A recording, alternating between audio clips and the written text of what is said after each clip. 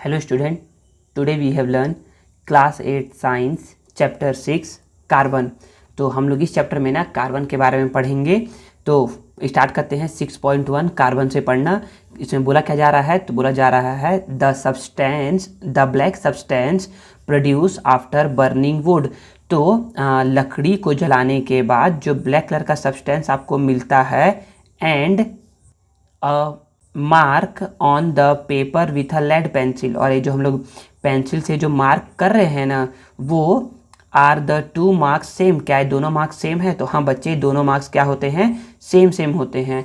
ठीक है, देखिए तो अब एक एक्टिविटी 1 है। एक्टिविटी 1 में क्या बोला जा रहा है, एक्टिविटी 1 में बोला जा रहा है मटेरियल रिक्वायर्ड। क्या क्या मटेरियल रिक्वायर्ड है, तो अर्थन लैम्प चाहिए, एक मिट्टी का दिया चाहिए, मेटलिक स्पून और ग्लास स्लाइड चाहिए। मेटलिक स्पून चाहिए एक, या फिर ग्लास स्लाइड चाहिए, कॉटन विक चाहिए, एक रुई की बत्ती चाहिए, मस्टर्ड ऑयल चाहिए, सरसों का तेल, मैच बॉक्स चाहिए। तो करना क्या है, तो प्रोसीजर क्या है, तो बोला जा रहा है put some mustard oil in earthen lamp. और एक मिट्टी के दिए में क्या करना है, मस्टर्ड ऑयल डालना है। Dip the cotton wick in it, और इसके अंदर ना कॉटन विक डाल देना, हम लोग रुई की बत्ती डाल देनी है। So that it soak the oil, जिससे क्या हो, ये रुई की बत्ती अच्छे तरीके से क्या कर ले, ऑयल को सोख ले। Now burn this wick and collect the smoke on a glass slide. अब क्या करना है, इसको मैच स्टिक की हेल्प से क्या करना है, इसको बर्न करना है, जलाना है, और जो भी ऐश होगा ना उसको कलेक्ट करना है, जो भी स्मोक होगा उसको कलेक्ट करना है ऊपर की ओर। फिर इसमें बोला जा रहा है and try out to answer the following question in your copy. और अपने कॉपी में इन दोनों का आंसर लिख के बताइए कि क्या होगा। तो पहला क्वेश्चन क्या बोला जा रहा है, तो पहला क्वेश्चन बोला जा रहा है what is the colour of the layer deposited on the glass. तो ग्लास के ऊपर किस कलर का लेयर डिपॉजिट हुआ है, तो आपको खुद दिख रहा है कि किस कलर का है, ब्लैक कलर का है, तो बोलोगे ब्लैक कलर। ठीक है ना, ब्लैक कलर यहाँ लिखा हुआ है। सेकेंड है what do you call this substance. इस सब्सटेंस को आप क्या बोलते हो, तो आप लोग ना पढ़े हो ना, इसे बोलते हैं ब्लैक लैम्प। क्या बोलते हैं, ब्लैक लैम्प। या फिर आप लोग सिंपल सा जानते हो है, इसे बोलते हैं काजल। क्या बोलते हैं इसे, काजल। ठीक है ना। अब नेक्स्ट पढ़ते हैं, आगे क्या बोला जा रहा है। नेक्स्ट है एक्टिविटी 2। एक्टिविटी 2 में क्या बोला जा रहा है, एक्टिविटी 2 में है मटेरियल रिक्वायर्ड। क्या क्या मटेरियल रिक्वायर्ड है, तो मटेरियल रिक्वायर्ड में है पेंसिल सेविंग, मतलब कि पेंसिल का छिला हुआ सेविंग, हीटिंग एपरेटस, गर्म करने के लिए कुछ हीटिंग एपरेटस चाहिए, मैच बॉक्स चाहिए, बॉइलिंग टेस्ट ट्यूब चाहिए, मेड ऑफ हार्ड ग्लास का बना हो ताकि वो गर्म करने से ब्रेक ना हो जाए, एंड कॉर्क चाहिए। कॉर्क मतलब इसीलिए कॉर्क, ताकि टेस्ट ट्यूब का जो मुंह है ना उसको ना बंद कर सके, टेस्ट ट्यूब को बंद करने के लिए। तो इसमें प्रोसीजर क्या है, तो बोला जा रहा है take the pencil shaving in a boiling test tube. तो बॉइलिंग टेस्ट ट्यूब में हम लोग का पेंसिल सेविंग लेना है and close it with a cork, और उसको क्या करना है, क्लोज कर देना है कॉर्क की हेल्प से। Heat the test tube on a candle, मतलब कि टेस्ट ट्यूब को क्या करना है, कैंडल की सहायता से क्या करना है, हीटअप करना है, या फिर बर्नर की सहायता से, फिगर जैसा 6.2 में दिखाया गया है। And observe what happened to the shaving in the test tube, और देखना है कि क्या होता है सेविंग में जो कि टेस्ट ट्यूब के अंदर रखा हुआ है। और answer the following question as per your observation, और जैसा आप देखते हैं ना उसके अकॉर्डिंग क्या करिए, अपना आंसर दीजिए। तो फर्स्ट क्वेश्चन क्या बोला जा रहा है, what is the colour of the residue in the test tube. तो जब आप देखेंगे ना फिगर 6.2, तो उसमें दिखेगा ना आपको क्यों ना ब्लैक कलर का दिखता है। ठीक है ना, ब्लैक कलर का हो गया है रेसिड्यू। ठीक है ना, आगे पढ़ते हैं। तो देखिए सेकंड क्वेश्चन क्या बोला जा रहा है, what do you call this substance. तो जब आप ना इसको ना बर्नर की हेल्प से बर्न करेंगे ना इस पेंसिल सेविंग को, तो क्या होगा, ये ना ब्लैक कलर का जलेगा, और फिर उसके बाद क्या होगा, ये जो इसके अंदर ना ब्लैक कलर का सब्सटेंस क्या हो जाएगा, बच जाएगा। उसको क्या बोलते हैं हम लोग बोलते हैं उसको वुड चारकोल। क्या बोलते हैं, लकड़ी का चारकोल, या फिर वुड चारकोल बोलते हैं इसको। ठीक है ना, आगे क्या बोला जा रहा है, तो बोला जा रहा है ना कि the black product formed in activity 1। तो एक्टिविटी 1 जब किए तो ब्लैक कलर का क्या हो गया, प्रोडक्ट फॉर्म्ड हुआ, और 2 को भी किए तो भी ब्लैक कलर का क्या हुआ, प्रोडक्ट फॉर्म्ड हुआ। Are known as blank lamp, मतलब कि एक्टिविटी 1 में जो फॉर्म्ड हुआ था उसको बोलते हैं हम लोग ब्लैक लैम्प, या फिर लैम्प ब्लैक बोलते हैं, जो काजल बोलते हैं। और सेकेंड वाले में जो हुआ है उसको बोलते हैं वुड चारकोल, लकड़ी का चारकोल। तो चारकोल फ्रॉम शुगर, अब चारकोल हम लोग को शुगर से भी मिलता है, इज कॉल्ड शुगर चारकोल। तो जो चारकोल हम लोग को शुगर से मिलता है उसको बोलते हैं sugar charcoal. And that from bone is known as, और अगर हमको जो चारकोल बोन से मिलता है, हड्डियों से मिलता है, उसको बोलते हैं bone charcoal. Charcoal, graphite, lamp black are all are made of carbon, ये सभी किससे बने हुए हैं? कार्बन से बने हुए हैं। Beside this coal and diamond are also made of carbon, मतलब कि कार्बन से कौन, मतलब कि नेचर में ऐसे कौन कौन से प्रोडक्ट है ना जो कि हम लोग को कार्बन के बने हुए हैं, कौन कौन से सब्सटेंस है जो कि कार्बन के बने हुए हैं। तो हम लोग बोल सकते हैं कार्बन के ऐसे सब्सटेंस जो कार्बन से बने हुए हैं, उनमें पहला आता है चारकोल, दूसरा आता है ग्रेफाइट, तीसरा आता है लैम्प ब्लैक, चौथा आता है कोल, और पांचवा आता है डायमंड। ठीक है, तो अब हम लोग पढ़ते हैं टेबल 6.1। टेबल 6.1 क्या बोला जा रहा है? 6.1 में पहला है सीरियल नंबर, दूसरा है फॉर्म्स ऑफ कार्बन, तीसरा है अपीयरेंस, चौथा है हार्डनेस, फिफ्थ है इलेक्ट्रिक कंडक्टिविटी, फिफ्थ है हीट कंडक्टिविटी। तो first, second, third, fourth, fifth, diamond, graphite, coal, lamp black, wood charcoal. तो अपीयरेंस, डायमंड दिखता कैसा है? तो बोलोगे कलरलेस दिखता है, ट्रांसपेरेंट दिखता है, क्रिस्टल है, क्रिस्टल के फॉर्म में होता है, और शाइन्स इन लाइट, और जब इस पर लाइट आता है ना तो क्या होता है? चमकने लगता है। क्यों चमकता है पढ़ेंगे आगे। तो ये होता है हार्डनेस। हार्डनेस कैसा होता है? हार्ड होता है या ब्रिटल होता है? तो ये क्या होता है? हार्डेस्ट सब्सटेंस एवर नोन, मतलब कि अभी तक का सबसे हार्डेस्ट सब्सटेंस क्या है? तो क्या है? डायमंड है। नेचुरल हार्डेस्ट सब्सटेंस क्या है? डायमंड है। ठीक है, तो बोलेंगे अभी तक का सबसे हार्डेस्ट नेचुरल सब्सटेंस क्या है? तो बोलेंगे डायमंड है। ठीक है ना, हार्डेस्ट सब्सटेंस क्या है? डायमंड है। अब इलेक्ट्रिक कंडक्टिविटी, क्या ये करंट को फ्लो होने देता है अपने में से? तो नहीं, ये होता है bad conductor of electricity. Heat conductivity, क्या ये अपने में से हीट को फ्लो होने देता है क्या? तो बोलोगे yes, very good conductor of heat conductivity, मतलब कि ये बहुत अच्छा गुड कंडक्टर होता है हीट का। सेकेंड है ग्रेफाइट। ग्रेफाइट कैसा होता है दिखने में? तो शाइनी ब्लैक कलर का होता है, देखिए शाइनी चमकते रहता है ब्लैक कलर का, और सॉलिड होता है ये। ठीक है ना, स्लिपरी होता है, स्लिपरी भी होता है ये। हार्डनेस कैसा होता है? तो ना ये बहुत ही सॉफ्ट होता है, स्मूथ होता है, और स्लिपरी होता है। सॉफ्ट होता है, जब इसको आप मारेंगे ना तो क्या हो जाएगा? टूट जाएगा ये। ठीक है ना। इलेक्ट्रिक कंडक्टिविटी, तो good conductor of electric current होता है ये, good conductor of electric current होता है ये। मतलब कि इसको ना आप ना कभी भी ना इलेक्ट्रिक प्लग के अंदर डालिएगा मत, और अगर डालेंगे ना तो क्या होगा? आपको शॉक लग सकता है, करंट लग सकता है आपको। हीट कंडक्टिविटी क्या होता है? नॉर्मल कंडक्टर होता है, जिसको बोलते हैं ऑर्डिनरी कंडक्टर होता है ये हीट का। थर्ड है कोल। कोल कैसा होता है? ब्लैक कलर का होता है, फ्लैकी होता है। फ्लैकी मतलब कि लेयर बाय लेयर वाला होता है। कभी भी कोयले को आप तोड़ोगे ना तो यहाँ तो लेयर बाय लेयर निकलता है, फ्लैकी होता है। हार्डनेस क्या होता है? सॉफ्ट होता है ये। हैम्बर से हैमरिंग करने पर, बीट करने पर क्या होता है? टूट जाता है ये। इलेक्ट्रिकल कंडक्टिविटी क्या होता है? बैड कंडक्टर होता है ये। हीट का भी क्या होता है? बैड कंडक्टर होता है। लैम्प ब्लैक, काजल, ब्लैक कलर का पाउडर होता है ये। हार्डनेस क्या? ये सॉफ्ट होता है, bad conductor of heat, bad conductor of electricity. Wood charcoal, appearance black होता है, हार्डनेस सॉफ्ट होता है, heat as well as electric conductivity दोनों में क्या होता है? बैड कंडक्टर होता है ये। ठीक है, तो यहाँ पर क्या दिया है? यहाँ पर फॉर्म्स ऑफ कार्बन दिए हुए थे, उसके अपीयरेंस, हार्डनेस, इलेक्ट्रिक कंडक्टिविटी और हीट कंडक्टिविटी के बारे में कुछ कुछ बताया गया था, तो इसको आप लोग याद रखिएगा। ठीक है ना, आगे पढ़ते हैं। आगे बोला जा रहा है the different forms of carbon have different physical properties. तो जो डिफरेंट फॉर्म्स के कार्बन है ना, उनकी क्या है? डिफरेंट क्या है? फिजिकल प्रॉपर्टीज है। फिजिकल प्रॉपर्टी देखिए, ये सब क्या दिए हैं? फिजिकल प्रॉपर्टी दिए हुए हैं। If they are burned in sufficient air, अगर इसको आप ना अच्छे तरीके से क्या करते हो? एयर में बर्न करते हो ना, they all will burn to form carbon dioxide. ये सभी बर्न होंगे अच्छे तरीके से और फॉर्म करेंगे carbon dioxide. This mean that, इसका मतलब ये होता है ना कि their chemical properties are same, मतलब कि इन सभी की फिजिकल प्रॉपर्टी तो अलग अलग है, लेकिन केमिकल प्रॉपर्टी क्या है? सभी की सेम है। क्यों? क्योंकि अगर आप इन सभी को एयर के प्रेजेंस में बर्न करोगे ना, जलाओगे ना, तो ये फॉर्म करते हैं कार्बन डाइऑक्साइड, जो ये बताता है कि इन सभी की क्या है? फिजिकल केमिकल प्रॉपर्टी सेम है। सब फिजिकल प्रॉपर्टी कैसे अलग अलग है? देखिए सबकी अलग अलग है।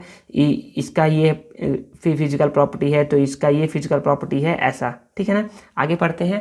अब आगे बोला जा रहा है different forms of an element having different physical properties but the same chemical properties are called allotropes।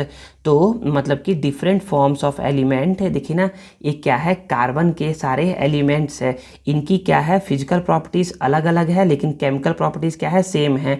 तो इस टाइप का जो सब्सटेंस होता है ना, इनको बोलते हैं एलोट्रॉप्स। क्या बोलते हैं, एलोट्रॉप्स, एलोट्रॉप्स बोलते हैं।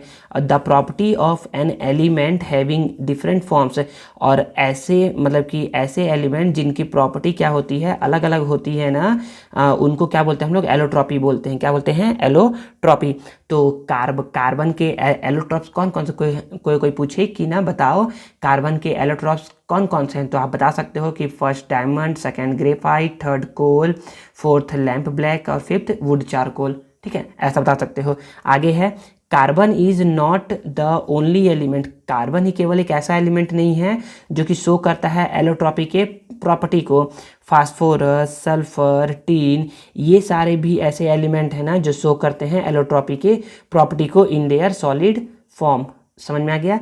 आगे है फ्लोरीन। क्या है, फ्लोरीन। फ्लोरीन क्या होता है, फ्लोरीन तो बोलोगे in 1985 graphite was heated by chemist to a very high temperature. तो 1985 में ना ग्रेफाइट को ना हीट किया गया एक केमिस्ट के द्वारा बहुत ही हाई टेम्परेचर पर, and a new allotrope of carbon was made, और कार्बन का एक नया एलोट्रॉप क्या हो गया, बन गया। ठीक है। The molecule of these are spherical. तो इसके जो मॉलिक्यूल थे ना वो ना स्फेयर के शेप के थे। स्फेयर मतलब होता है एक बॉल, फुटबॉल के शेप का या टेनिस बॉल के शेप का, स्फेयर के शेप के थे। And 60 carbon atom are join together in it, और इसमें क्या थे, 60 कार्बन एटम क्या थे, आपस में ज्वाइन थे। इसीलिए इसको बोलते हैं हम लोग C60। क्या बोलते हैं इसको हम लोग, C60 बोलते हैं, C60।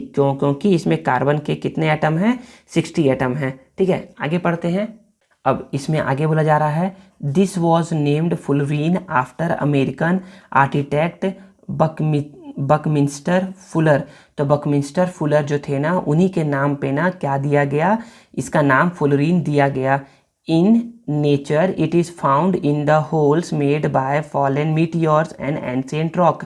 तो फ्लोरीन नेचर में कहाँ पाया जाता है, तो जब मीटियोर आकर के जो होल बनाते हैं ना, तो जो मीटियोर गिरते हैं अर्थ पे और उससे जो होल बनता है उनमें क्या पाया जाता है, फ्लोरीन पाया जाता है।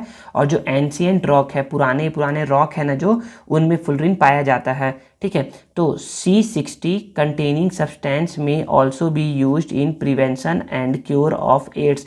तो फ्लोरीन का यूज़ क्या करते हैं, एड्स के क्योर में भी किया जाता है। ठीक है ना। तो यह है फ्लोरीन का स्ट्रक्चर जो कि स्फेरिकल शेप का है। इसमें टोटल 60 कार्बन है, इसीलिए इसको C60 बोलते हैं। ये बनता कब है, ये बनता है जब हम लोग क्या करते हैं, ग्रेफाइट को बहुत ज़्यादा हाई टेम्परेचर पे क्या क्या करते हैं, हीटअप करते हैं, तब बनता है। ठीक है ना। आगे देखते हैं 6.2 use of the allotropes of carbon. Carbon के जो भी एलोट्रॉप्स है, जो 5 एलोट्रॉप्स पढ़े ना, फर्स्ट पढ़े डायमंड, सेकंड पढ़े ग्रेफाइट, थर्ड पढ़े कोल, फोर्थ पढ़े लैंप ब्लैक, फिफ्थ पढ़े वुड चारकोल। तो इन पांचों का हम लोग अब देखते हैं यूज़, कहाँ कहाँ यूज़ होता है। तो पहला है 6.2.1 डायमंड। तो डायमंड के बारे में पढ़ते हैं। तो देखिए इसमें क्या बोला जा रहा है, इसमें पहला पॉइंट बोला जा रहा है डायमंड में कि डायमंड का यूज़ में, तो diamond because of its lustre, क्योंकि शाइनीनेस होता है, चमकता है ये, it is a precious stone, ये क्या है, बहुत ही महंगा स्टोन है। Which is used in ornament, जिसका यूज़ किस में करते हैं, ऑर्नामेंट, ज्वेलरी बनाने में, महंगे महंगे प्रीसियस स्टोन बनाने में किया जाता है इसका use. The diamond is cut in such a way, diamond को कुछ इस तरीके से कट किया जाता है, तराशा जाता है ना, date each light ray which enter it has to reflect many times inside the diamond before it comes out. मतलब कि मान लीजिए कि ये डायमंड है ना, मान लीजिए कि ये डायमंड है, तो अगर इस डायमंड में एक बार लाइट रे एंटर किया ना, तो ये तुरंत बाहर नहीं निकलता है, ये बार बार इसका इंटरनल क्या होता है, रिफ्लेक्शन होता है, और फिर ये बाद में फिर ये बाहर निकलता है। तो यही बार बार जो इंटरनल रिफ्लेक्शन होता है ना, उसकी वजह से क्या होता है, उसकी वजह से डायमंड क्या कहता है, चमकते रहता है। ठीक है ना, शाइनीनेस नेचर का होता है, लस्टर होता है, और एक प्रीसियस स्टोन है। ठीक है। Because of this its surface appear shiny, इसका सरफेस क्या होता है, शाइनी होता है। समझ में आ गया। देखिए, तो डायमंड का फर्स्ट यूज़ पढ़ लिए। सेकंड यूज़ क्या है, diamond is the hardest substance. Diamond क्या है, हार्डेस्ट सब्सटेंस है। तो नेचर में सबसे ज़्यादा हार्डेस्ट सब्सटेंस का नाम बताइए, क्वेश्चन आता है ना, तो बोलोगे diamond. Diamond is the hardest substance, so it is used in cutting of glass. इसलिए इसका यूज़ करते हैं ग्लास को कट करने के लिए। और and in instrument used in drilling and drilling hard stone.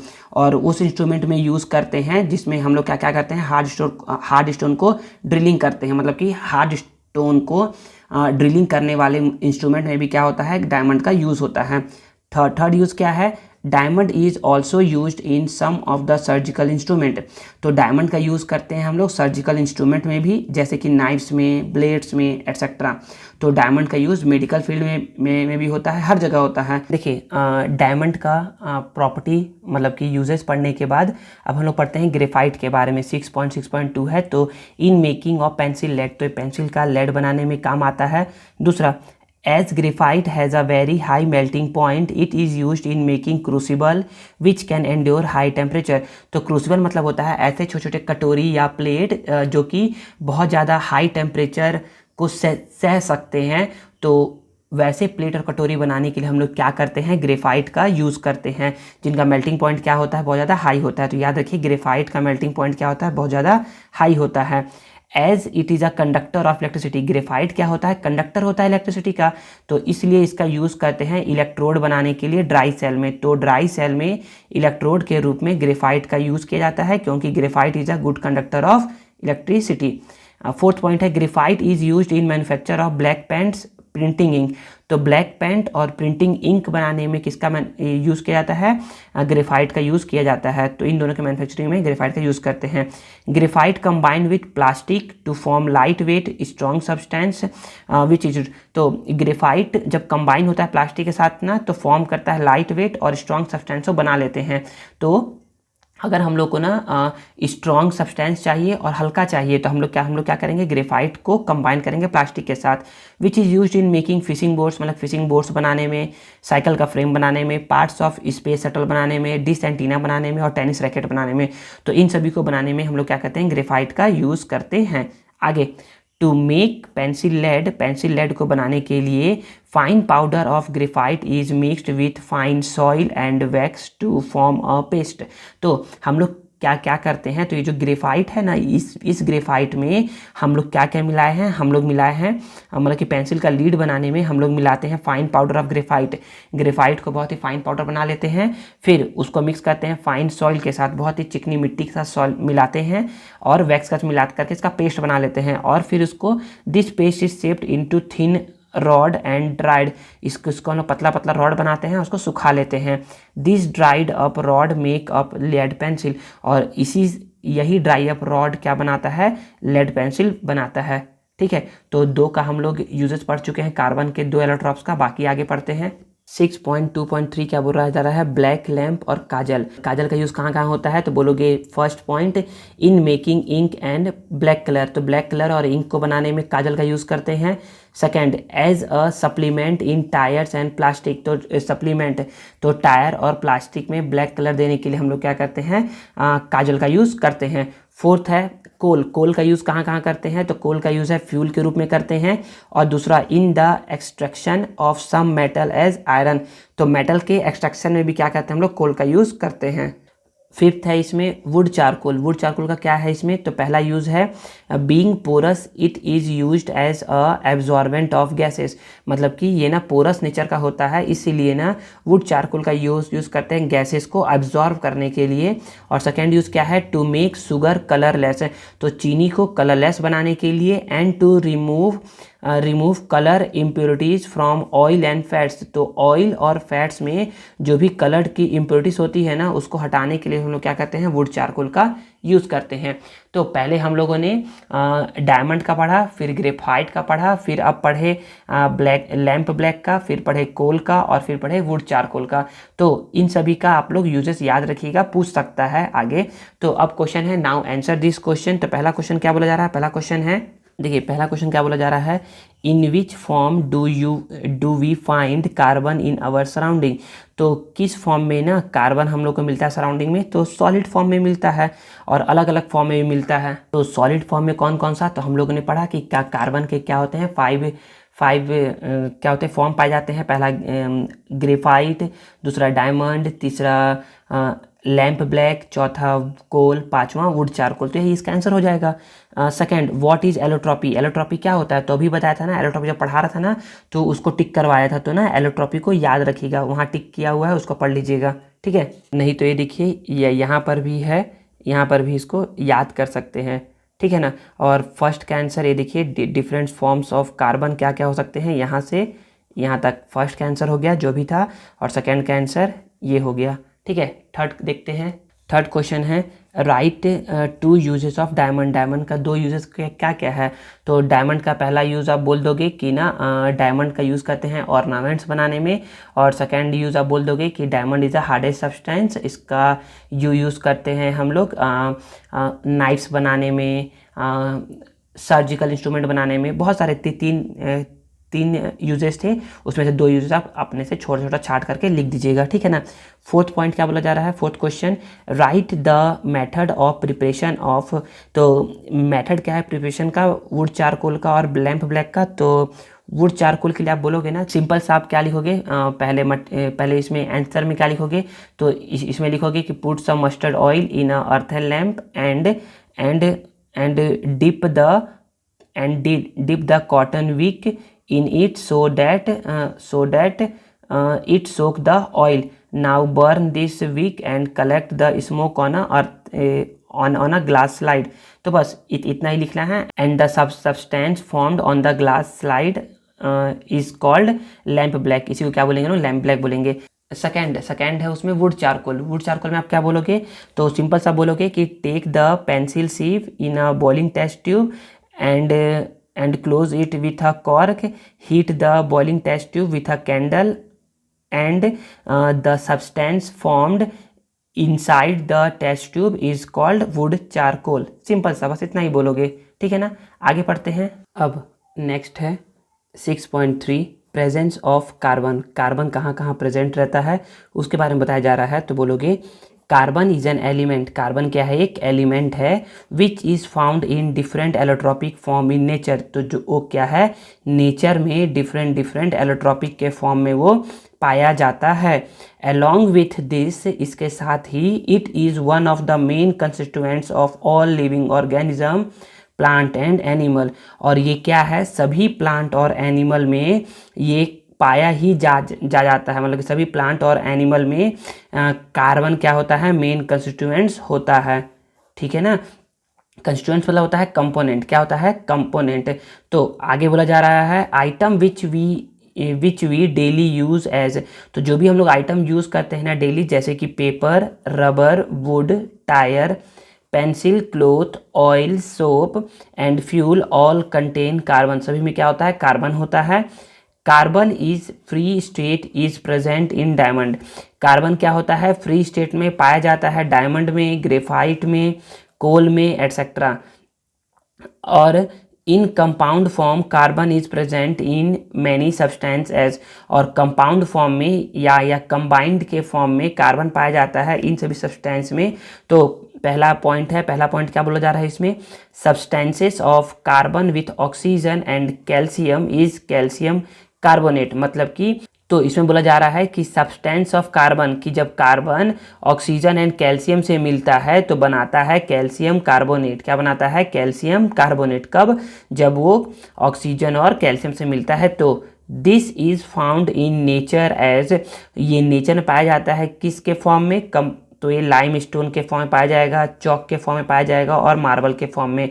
मतलब जो भी आप चौक देखते हो, मार्बल देखते हो या लाइम स्टोन देखते हो, चूना पत्थर देखते हो, वो क्या है, वो कार्बन का ही क्या है, सब्सटेंस है। वो कंबाइंड फॉर्म में, मतलब कि कंपाउंड के फॉर्म में है वो, ठीक है।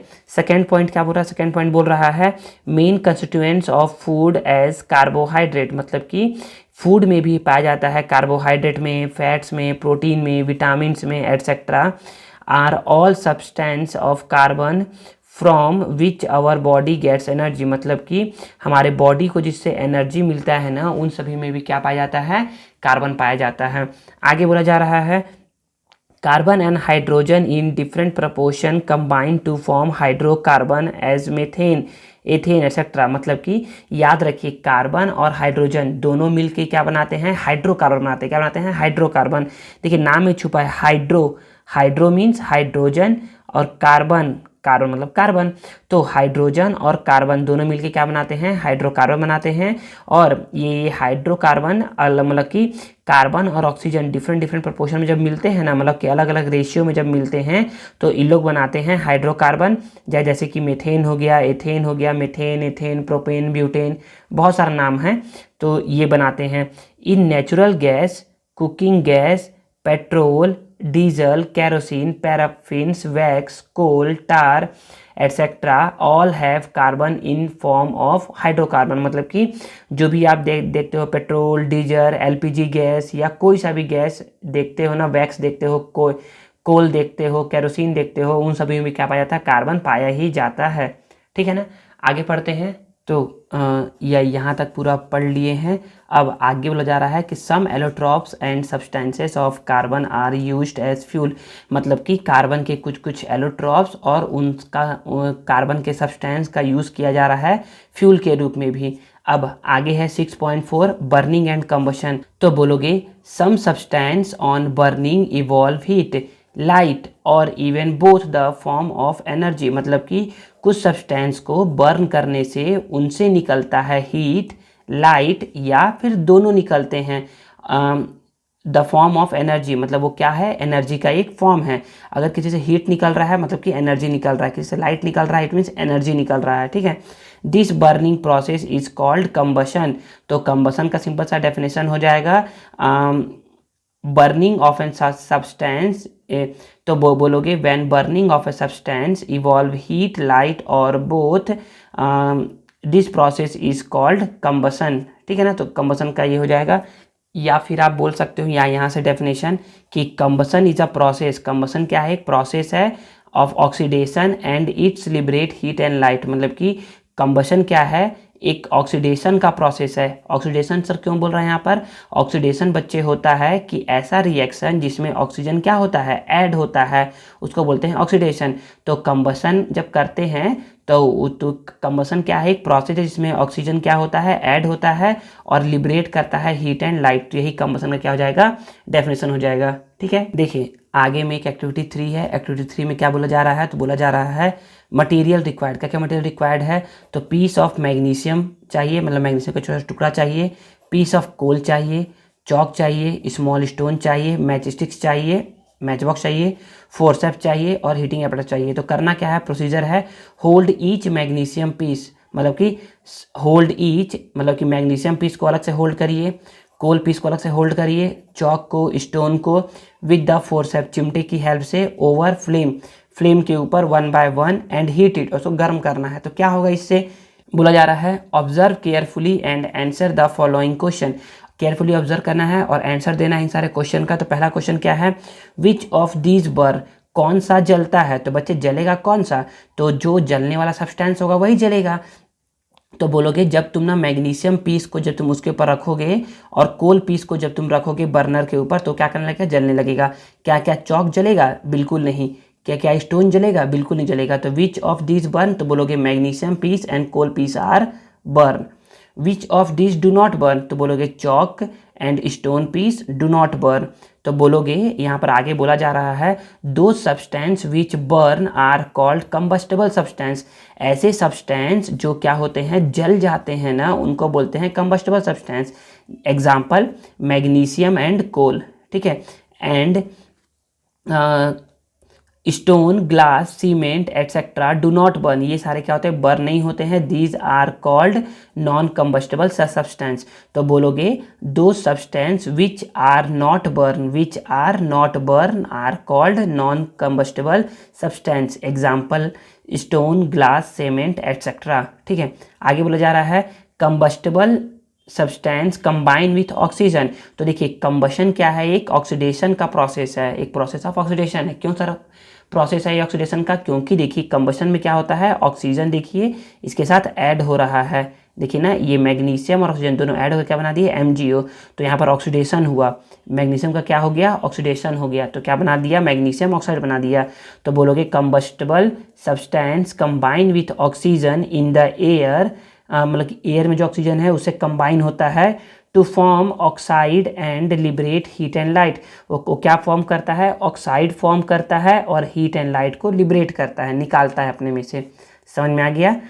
फिर कार्बन और ऑक्सीजन दोनों मिलकर बनाएंगे कार्बन डाइऑक्साइड, हीट और लाइट निकलेगा। ठीक है, आगे बोला जा रहा है कंबशन इज ऑक्सीडेशन।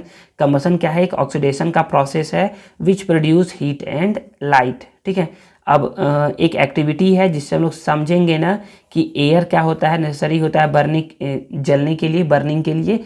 तो करते हैं एक्टिविटी 4, समझते हैं।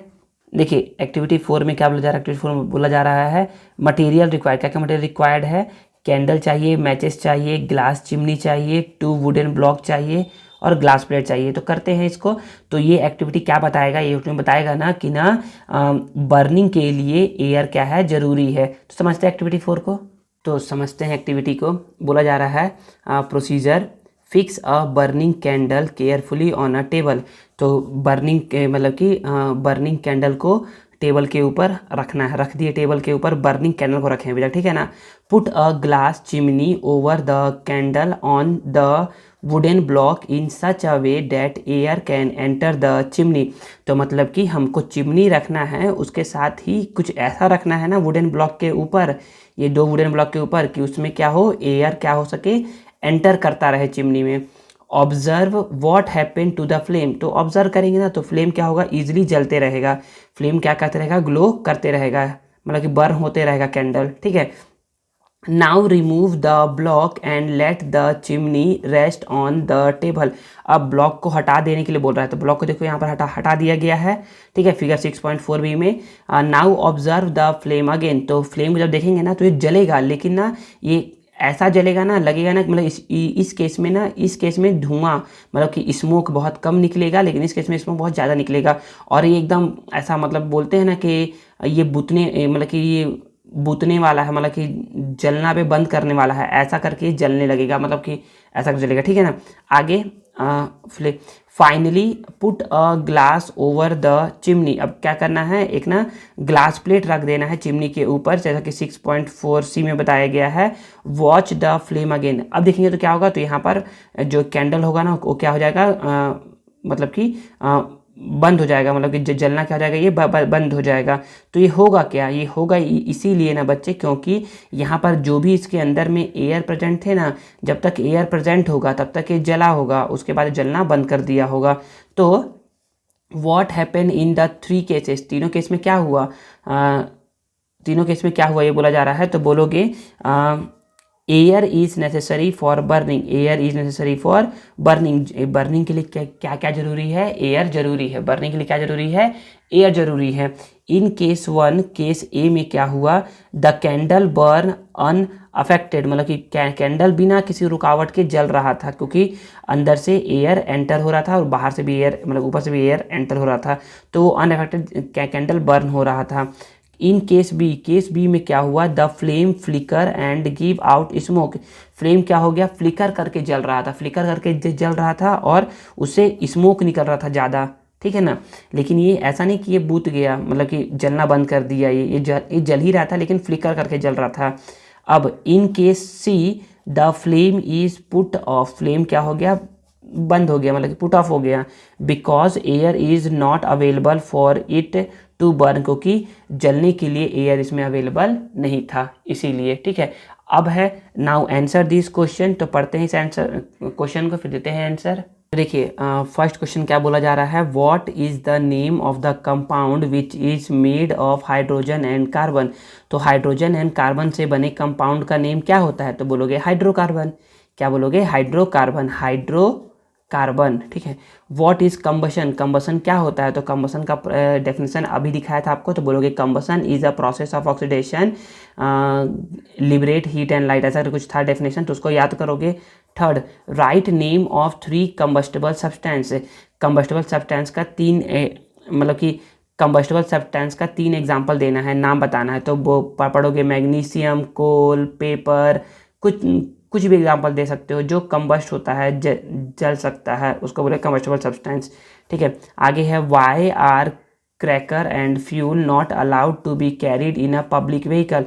तो क्रैकर्स हो गए मतलब कि पटाखे हो गए और फ्यूल हो गए, उसको क्यों अलाउड नहीं करते हैं कैरिड करने के लिए पब्लिक व्हीकल में? क्योंकि देखिए ये दोनों क्या है, कंबस्टेबल सब्सटेंस है।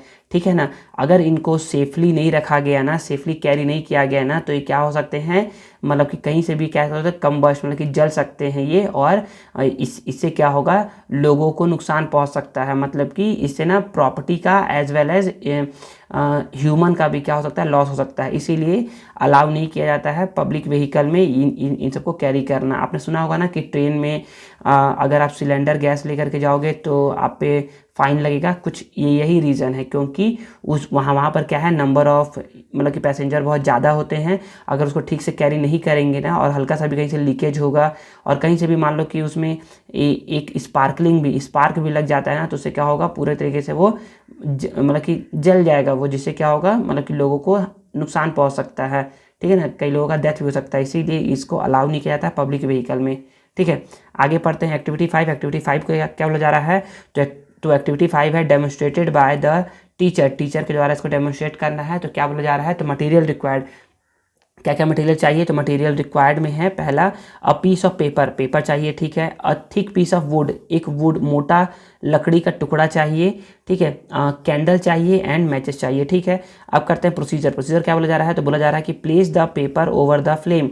ठीक है, पेपर को फ्लेम के ऊपर रखना है, तो क्या होगा, पेपर जलने लगेगा। ठीक है ना, व्हाट हैपन, तो क्या होता है, पेपर जलने लगता है। तो पेपर बोलोगे, the paper is burn, paper क्या होने लगता है, बर्न होने लगता है, the paper will be burn. Now place the block of would over the flame.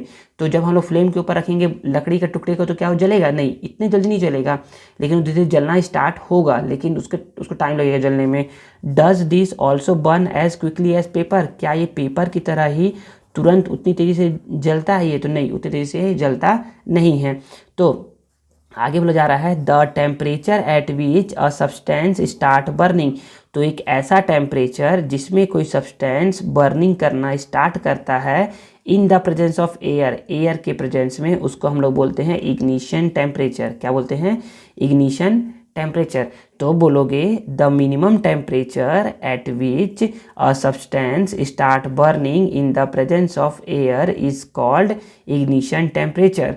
तो बोलोगे आगे the ignition temperature of paper is less than that of would. तो इग्निशन टेम्परेचर क्या है, पेपर का कम होता है, इसीलिए वो जल्दी जल जाता है, और वुड का क्या होता है, इग्निशन टेम्परेचर ज़्यादा होता है, इसलिए वो लेट से जलता है। ठीक है ना, आगे बढ़ते हैं। तो आगे बोला जा रहा है, आगे क्या है, आगे है petrol has lower ignition temperature than kerosene. तो पेट्रोल का इग्निशन टेम्परेचर क्या होता है, कम होता है कैरोसिन के कंपैरिजन में, इसलिए पेट्रोल तुरंत आग पकड़ लेता है कैरोसिन के कंपैरिजन में। ठीक है, as petrol vaporise easily and catches fire quickly we do not use petrol in stoves. तो जो ना स्टोव होता है ना, स्टोव क्या बोलते हैं, जिसमें कैरोसिन भर के लोग खाना बनाते हैं, तो उसको हम लोग ना, अच्छा पूछा सा क्वेश्चन आ सकता है कि स्टोव में हम लोग पेट्रोल का यूज़ क्यों नहीं करते हैं, क्योंकि पेट्रोल क्या होता है, वेपराइज हो जाता है ईजिली। अगर वेपराइज हो गया ना, तो तुरंत क्या कर लेगा, आग पकड़ लेगा। अगर ये वेपराइज हो गया ईजिली, तो ये क्या कर लेगा, तुरंत आग पकड़ लेगा, जिससे क्या होगा, मतलब कि जिससे वो जो स्टोव है ना, वो फट सकता है। और इस वजह से क्या होता है, इस वजह से जो भी खाना बना रहा है उसके आसपास, वो क्या हो सकता है, उसको चोट लग सकता है या उसका एक्सीडेंट हो सकता है। इसीलिए स्टोव्स में हम लोग पेट्रोल का यूज़ नहीं करते हैं, because petrol vaporise easily and catches fire quickly. समझ में आ गया। अब आगे बोला जा रहा है सी वुड बर्निंग। आपने देखा होगा लकड़ी को जलते हुए, लकड़ी जलते हुए, at first it burn with a flame. तो पहले तो फ्लेम के साथ जलता है, but later the flame are not seen, लेकिन फिर बाद में वो फ्लेम दिखता नहीं है।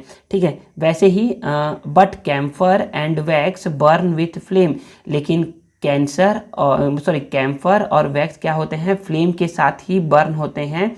तो when we put out candle then we find white vapour evolve from it, bring a lighted matchstick near the white vapour, the candle light up. तो इसमें ये बोला गया है ना कि ना सपोज करिए देखिए इसमें बताया क्या जा रहा है, इसमें बताया जा रहा है ना कि ना जो ना वुड होता है ना, आपने लकड़ी को देखा होगा जलते हुए, तो लकड़ी क्या होता है स्टार्टिंग में वो फ्लेम के साथ जलता है। देखिए बच्चे फ्लेम क्या होता है, तो फ्लेम बोलोगे ना, flame is that area, flame एक एरिया होता है वेयर गैसीय सब्सटेंस आर कंबस्टेबल, जहाँ पर गैसीय सब्सटेंस क्या होते हैं जलते हैं, उसी को बोलते हैं फ्लेम। तो फ्लेम क्या होता है, एक एरिया होता है जहाँ पर गैसीय सब्सटेंस क्या होते हैं जलते हैं, उसी को बोलते हैं हम लोग फ्लेम बोलते हैं। अब यहाँ पर क्या बोला गया, तो बोला गया ना कि ना स्टार्टिंग में जो जो वुड होता है ना वो फ्लेम के साथ जलता है, लेकिन बाद में वो फ्लेम के साथ जलता नहीं है, लेकिन जो कैम्फर और वैक्स है वो फ्लेम के साथ ही जलते रहते हैं। अब इसमें आगे बोला गया कि when we put out the candle, जब हम लोग ना मोमबत्ती को बुझा देते हैं, देन वी फाइंड, तो हम देखते हैं ना कि ना एक ना वाइट कलर का वेपर उसके ऊपर से धुएं के रूप में निकलते रहता है। जब उतार दोगे ना तो देखोगे ना कि वाइट कलर का वेपर उसके रूप उसके ऊपर से निकलते रहता है। Bring it a lighted matchstick, अगर हम लोग उस धुएं के पास जो व्हाइट कलर का निकल रहा है उसमें एक जलता हुआ माचिस लेकर के जाएंगे ना, तो उससे होगा क्या, वो कैंडल फिर से जलने लगेगा। आपने देखा होगा ना कि ऐसा देखे हैं, मतलब कि ऐसा किया गया है ना, यदि नहीं किया तो करो ऐसा कि कैंडल को जलाओ, फिर उसको बुताओ और फिर तुरंत माचिस लेकर के बस उसके धुएं के पास ही रखोगे ना, तो क्या होगा, धुएं में जैसे ही वो आग पकड़ेगा धीरे धीरे धीरे जा करके मोमबत्ती में आग लग जाएगा। ठीक है ना, तो यही है। तो बोला जा रहा है कि ओनली दो सॉलिड और लिक्विड, मतलब केवल वे ही सॉलिड और वे ही liquid which on heating produce vapour, मतलब कि हीटअप करने से वेपर प्रोड्यूस करते हैं, बर्न विथ अ फ्लेम। तो आप सिंपल सा ये बोलोगे कि ओनली दोज लिक्विड और सॉलिड, तो केवल वे ही लिक्विड और सॉलिड जो क्या होते हैं हीटिंग करने पर क्या होते हैं वेपर बनते हैं, हीटिंग करने पर वेपर बनते हैं, वही फ्लेम के साथ क्या होते हैं बर्न होते हैं। बस इतना ही है। फ्लेम क्या होता है, फ्लेम एक एरिया होता है जहाँ पर गैसीय सब्सटेंस का क्या होता है कंबशन होता है। सो ऑल कंबस्टेबल गैसीय सब्सटेंस फॉर्म फ्लेम, तो सारे कंबस्टेबल गैसीय सब्सटेंस क्या होते हैं फ्लेम के साथ बर्न होते हैं। अब एक्टिविटी 6 है। एक्टिविटी 6 में क्या बोला जा रहा है, एक्टिविटी 6 में बोला जा रहा है मटेरियल रिक्वायर्ड, कैंडल चाहिए, मैच बॉक्स चाहिए। प्रोसीजर क्या है, बर्न द कैंडल, कैंडल को जलाना है, ठीक है जला लिए, and observe with its flame in semi darkness, मतलब कि हल्का सा जब डार्क रूम हो ना उस समय इसके फ्लेम को देखिए, and draw a picture and note the different colour, picture को ड्रॉ करना है, उसको डिफरेंट कलर को देखना है। तो देखेंगे तो क्या दिखेगा, तो यहाँ पर ना 3 जोन दिखते हैं हम लोग को, 3 zone, first outer zone, second middle zone और थर्ड इनर जोन या इनर मोस्ट जोन। तो थर्ड जोन जो आउटर जोन है वो आपको किस कलर का दिख रहा है, ब्लू कलर का दिख रहा है, ठीक है ना। तो याद रखिए ब्लू कलर का ना, जब आप ना आप लोग घर में जो एलपीजी गैस होगा जब आप लोग उसको देखे होगे ना तो वो भी क्या कहता है ब्लू कलर का जलता है। ब्लू कलर का जितना ज़्यादा ब्लू कलर का कोई भी सब्सटेंस है, मतलब कि कोई भी सब्सटेंस अगर बर्न हो रहा है और ब्लू कलर का फ्लेम निकाल रहा है, इसका मतलब क्या है, उसका टेम्परेचर मैक्सिमम है। क्या है, मैक्सिमम है। समझ में आ गया।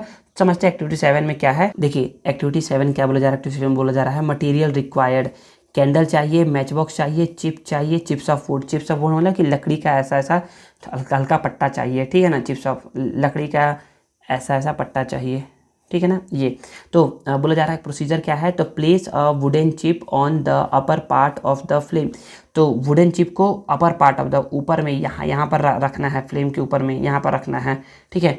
रिमूव इट, उसको रिमूव करना है, and observe it which part of its has blackened, तो जब आप यहाँ रखोगे ना तो इसका यहाँ पर जहाँ पर ये रखोगे तो इसका ये वाला पोर्शन क्या हो जाएगा, ब्लैक हो जाएगा, ठीक है ना, black. Place the other chip on the middle and lower portion of the flame and again observe the blackened portion and try to understand the differences. तो इसको ना हर जगह कम से कम 5-6 बार के 5 to 6 टाइम क्या करना है, उसको अलग अलग जगह पे रखना है और देखना है ना कि पहले मैं यहाँ रखा तो क्या हुआ, यहाँ रखा तो क्या हुआ, यहाँ रखा तो क्या हुआ, यहाँ रखा तो क्या हुआ, ऐसे करके ऑब्जर्व करना है। तो बोलोगे in a flame of candle there are 3 zones of different colour. तो कैंडल के जब जो कैंडल होता है ना, उसका जो फ्लेम होता है उसमें 3 जोन होते हैं। तो अभी बताया कि पहला होता है आउटर, दूसरा होता है मिडिल, तीसरा होता है इनर मोस्ट जोन। तो देखिए इसमें क्या क्या बताया जा रहा है, तो पढ़ते हैं कि तीनों जोन के बारे में पढ़ते हैं। देखिए तो इसमें बताया जा रहा है the inner most part, inner most part जो अंदर का जो पार्ट है ना, इज द डार्केस्ट। वो क्या होता है, डार्केस्ट पार्ट होता है। तो याद रखिएगा जो हम लोग 3 पार्ट लिखे थे ना अभी, फर्स्ट लिखे थे अपर, सेकंड लिखे थे मिडिल और थर्ड लिखे थे इनर। तो इनर मोस्ट जोन में ब्रैकेट करके लिखिएगा डार्केस्ट जोन। क्या लिखिएगा, डार्केस्ट जोन। ये क्या रहता है, डार्केस्ट जोन रहता है, ठीक है ना, डार्केस्ट जोन रहता है। It is the coldest part of the flame, darkest zone and coldest part. क्या क्या क्या लिखिएगा, कोल्डेस्ट पार्ट। तो यहाँ लिखिएगा darkest and coldest part, darkest zone and coldest part लिखिएगा। तो इनर मोस्ट पार्ट क्या होता है, डार्केस्ट एंड कोल्डेस्ट पार्ट होता है फ्लेम का। मतलब कि अगर आपको कैंडल को अगर बर्न ऑफ करना है, मतलब कि पुट ऑफ करना है ना, मतलब कि बुझाना है ना, तो क्या क्या करोगे, अंदर वाले पार्ट को टच करोगे तुरंत और बुता दोगे, ठीक है, क्योंकि वो क्या है, कोल्डेस्ट पार्ट है। समझ में आ गया। In this zone there is hot vapour of combustible substance wax. तो इस वाले जोन में क्या होता है, तो इस वाले जोन में क्या होता है, इस वाले जोन में ना जो ना कंबस्टेबल सब्सटेंस है ना, उसका वेपर फॉर्म रहता है, हॉट वेपर फॉर्म रहता है, ठीक है ना। और तो वो वेपर फॉर्म मतलब वो भी जला नहीं है, बस वो वेपर के फॉर्म में है, ठीक है ना। In this area there is no combustion. तो यहाँ पर और भी लिख सकते हैं, यहाँ लिखेंगे इनर मोस्ट जोन, यहाँ लिखेंगे darkest zone and coldest zone, और फिर और आगे लिख सकते हो कि no combustion zone, no combustion zone, यहाँ कोई भी कंबसन नहीं होता है, या वो लिखोगे नो कंबसन टेक प्लेस, कोई भी कंबसन यहाँ नहीं होता है। नो कंबसन क्यों नहीं होता है, because there is no oxygen, क्योंकि यहाँ ऑक्सीजन नहीं रहता है, इसीलिए यहाँ पर कंबशन नहीं होता है। समझ में आ गया। दूसरा पार्ट है the middle portion is the signing. अब यहाँ लिखे थे डार्केस्ट जोन, तो मिडिल वाले में लिखोगे, मिडिल पोर्शन में लिखोगे साइनी जोन। क्या क्या बोलोगे, या फिर लिखोगे ब्राइट जोन। क्या लिखोगे, ब्राइट जोन, ब्राइट जोन लिखोगे, ठीक है ना। The middle portion is the shiny bright zone, bright zone होता है ये। In this zone the fuel partially burn. इसमें क्या होता है, पार्सली बर्न होता है। पार्सली मतलब पूरी तरीके से बर्न नहीं होता है, कंप्लीटली बर्न नहीं होता है, आधा अधूरा बर्न होता है। आधा अधूरा को बोलते हैं partially burn. And form carbon particle which shines when hot. और जब ये गर्म होकर के जलते हैं ना, तो ना ये ना चमकते हैं। और ये क्यों चमकते हैं, क्योंकि कार्बन पार्टिकल होता है ना जो, वो पार्शली बर्न होता है, इसीलिए। तो यहाँ पर क्या क्या लिखोगे, तो यहाँ पर लिखोगे ब्राइट जोन होता है, और कॉमा करके लिखोगे पार्शियल कंबशन, पार्शियल कंबशन। समझ में आ गया 2 पॉइंट। हाँ, ये 2 पॉइंट को लिखोगे। थर्ड अभी पढ़ते हैं हम लोग, आउटर जोन। थर्ड में है the outer most part is slightly blue in colour. तो यहाँ पर जब कैंडल का पिक्चर बनाओगे ना, तो उसमें लिखोगे आउटर जोन, और ब्रैकेट में क्या लिखोगे, ब्लू कलर, ब्लू कलर, ठीक है ना। The outer most part is slightly blue in colour. In this area the oxygen of the atmosphere mixes properly.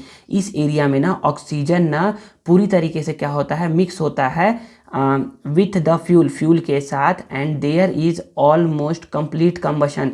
तो ब्लू इन कलर लिखोगे, कॉमा करके लिखोगे कंप्लीट कंबशन जोन, या complete combustion take place, complete combustion take place. क्यों होता है, तो because in this area oxygen is completely mix with fuel, ठीक है ना। कंप्लीट कंबशन होता है। This is the hottest zone, यहाँ पर लिख सकते हो हॉटेस्ट जोन, कॉमा करके हॉटेस्ट जोन, ठीक है ना। It's maximum temperature is about 1800 degree Celsius. तो कार्बन का तो याद रखिए ना बच्चे, कैंडल का ना पिक्चर बनाने के लिए आता है, और उसके कौन कौन से जोन होते हैं उसके बारे में डिफाइन करने के लिए आता है। तो जो बताया गया हूँ वो आई थिंक आप लोग को समझ में आया होगा, तो उसको आप लोग लिखिएगा, ठीक है ना। आगे देखिए, आगे क्या बोला जा रहा है। देखिए अब आगे बोला जा रहा है, नाउ आंसर दिस क्वेश्चन। तो पहला क्वेश्चन क्या है, what are the favourable condition for combustion. तो कंबशन के लिए फेवरेबल कंडीशन क्या क्या है। तो पहला चीज कंडीशन ये है कि क्या होना चाहिए, ऑक्सीजन होना चाहिए। क्या होना चाहिए, ऑक्सीजन। तो पहले लिख दोगे एयर, और एयर में ब्रैकेट करके लिखिएगा ऑक्सीजन। और सेकेंड पॉइंट क्या होना चाहिए, तो मिनिमम इग्निशन टेम्परेचर, मतलब कि उसका कम से कम मिनिमम इग्निशन टेम्परेचर होना चाहिए जिससे कि वो क्या करे, जलना स्टार्ट कर दे। तो यही दो फेवरेबल कंडीशन है कंबसन के लिए, ठीक है। Second, what is ignition temperature, तो पढ़ा चुका हूँ, डेफिनेशन भी बता चुका हूँ, तो उसको लिख लीजिएगा, ठीक है। Third, from which substance does we get a flame, किस सब्सटेंस से हम लोग को फ्लेम मिलता है। तो अभी बताया था ना कि ना फ्लेम को किससे मिलता है, तो बताया था ना कि दो सॉलिड और लिक्विड हैव व्हेन बर्निंग इवोपरेट्स, मतलब कि ऐसे लिक्विड और सॉलिड जिसको गर्म करने पर क्या होते हैं, वो इवोपरेट होते हैं, ठीक है ना, वही क्या करते हैं, फ्लेम प्रोड्यूस करते हैं, ठीक है ना। तो यहाँ पर बताया था आप लोग को, ये देखिए ये यहाँ पर बताया था, ठीक है ना। आगे पढ़िएगा, आगे है fourth, which is the hottest zone of the flame, तो अभी पढ़ाया हो ना हॉटेस्ट जोन कौन सा है, तो outer most zone is the hottest zone of the flame, ठीक है ना, and its maximum temperature is 1800 degree Celsius because in this area the oxygen of the atmosphere completely mixes with the fuel. समझ में आ गया, तो ये बोलोगे इसमें।